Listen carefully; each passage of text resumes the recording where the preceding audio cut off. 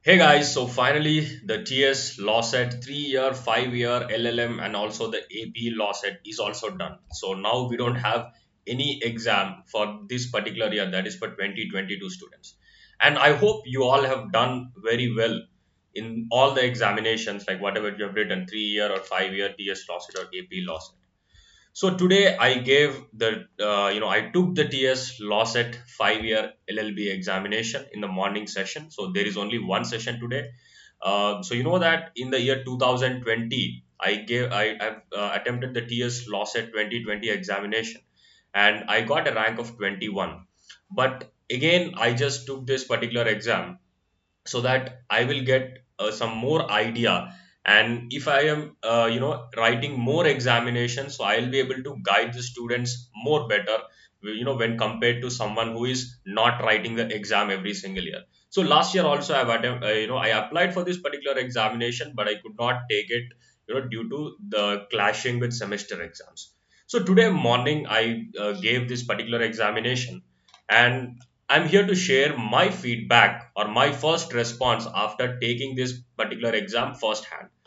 So, first and very important thing, and one important change that we have noticed from the past years is passage based questions. And let me tell you something, these passage based questions are nothing but 10 free marks. All the answers are there directly in the passage. If you are reading the question properly, if you are reading the options properly, the answer is directly there in the passage. So it means that there are 10 free marks in this particular examination, and the passage is also not so lengthy. It is not so difficult to decipher because the translation is also given. So 10 free marks from the passage based question. So that is number one. And let me give you sectional feedback as well. So first, let us start from the highest to the lowest. First, with respect to the legal part. In legal, I found the questions to be easy to moderate based on the things that we have discussed in the class. So easy to moderate is only for the students who have attended all the classes regularly, or those who have prepared properly for this particular examination. For those who have a very clear idea of all the concepts, all the legal concepts, you will be easily scoring like around 50 marks or 50 plus marks, so that is a cakewalk. And for those who are just practicing the previous question paper, or those who don't have a good grip on the concept, so I think this year there might be some problem for you people. But even then, like, if you know the answers, you'll answer it. And the legal section, I would rate it as easy to moderate. Most of the questions were easy and on the exceptional lines, and passage based questions were also easy. Today's passage is with respect to witness protection, and it is very easy. And there are some questions which are like out of the box, which we did not expect, but that is very common because in the examination we cannot guarantee all the 120 questions. Some questions will always be out of the box, and that is very common. Some questions are little difficult, but overall the section is somewhere between easy to moderate. Now when it comes to the next section, that is current affairs. Current affairs, I would say, is that like it is for those who have prepared properly, you will be able to score, well than those who did not prepare. But as I did not prepare for the current affairs part, because this is my attempt after 2 years. In 2020 I gave the exam, so after 2 years I'm suddenly writing this particular examination. But even then I found that, if we are practicing on these areas, it will be somewhere as to moderate to difficult. So current affairs, every year it is the same thing. It is somewhere between moderate to difficult because they're not following a specific pattern. So current affairs, I would rate it as moderate to difficult for those who have studied properly, and for those who did exceptionally well. Those who prepared exceptionally well for current affairs, I think it would be easy to moderate for them. But for me, I felt that it is like kind of difficult, or like moderate to difficult, so to say. And then when it comes to the GK part, I felt it as moderate. And even mental ability, the questions are like very simple for those who understand the basic concept of series. If you're good at coding and decoding. And also there is one question on counting the number of triangles, which is asked in the previous exams also. So these questions are very easy. So mental ability is easy, I can say, and GK is also somewhere between easy to moderate. And there are some questions from the basic concepts of geography, some question from the basic. I think there was one question in current affairs with respect to a theory in economics. So like this is how there is a mix of this particular thing. So there is a common point where they are asking questions in GK section and also in current affairs.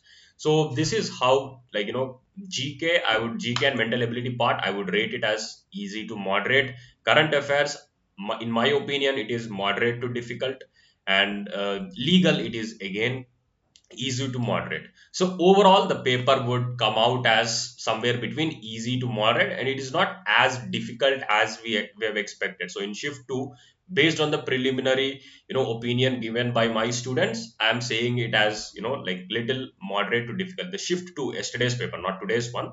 But as I did not see the paper, I will be able to give my judgment only after seeing the paper. But the 5-year paper, it is easy to moderate, not so difficult. But I have gave this particular examination for a very different reason altogether, because now if I'm passing or failing in this particular examination, it doesn't matter, because I already have a law school in my hand. So it doesn't matter to me. But for all of you who gave the examination, it is very important. Each and every single mark is important. So why I gave this particular examination, why I have attempted this exam today? So number one is that I want to understand like what exactly is the emerging trend in the Lawcet paper, because this year we have introduced the passage based questions, and next year also they might introduce some new things. So which we are not speculating now, but let us like wait for that thing as well. So that thing is another thing is that I'll get the like first hand experience. So if I have the first hand experience of writing the examination, I will be able to guide the students more better when you compare to somebody who just has subject knowledge. So along with subject knowledge, if you're attempting the examination every single year, like you'll have a decent idea on this particular thing, especially how to deal with the questions in the examination hall. So and also I have learned some lessons which I have to inculcate in for the upcoming students of 2023. So we have to focus on certain topics, because with respect to doctrines there was one question, and we did not like emphasize more on doctrines. Like when we were discussing some cases, we discussed what is doctrine of prospective overruling, doctrine of retrospective overruling, and also we discussed like doctrine of severability when we are discussing article 13. So it was discussed contextually but not separately. So that is one lesson which I've learned. And also other thing is that we have to also focus on some other general laws in a in a brief way, so to have a basic understanding. And it is very important that you have to like focus on all the major laws like constitution, family law, criminal law, and contracts. Like in contracts also the questions are easy, in torts also the questions are very easy. So all of these are certain learnings. And even in GK and current affairs also I have noted certain changes which we have to inculcate in the upcoming content for 2023 aspirants.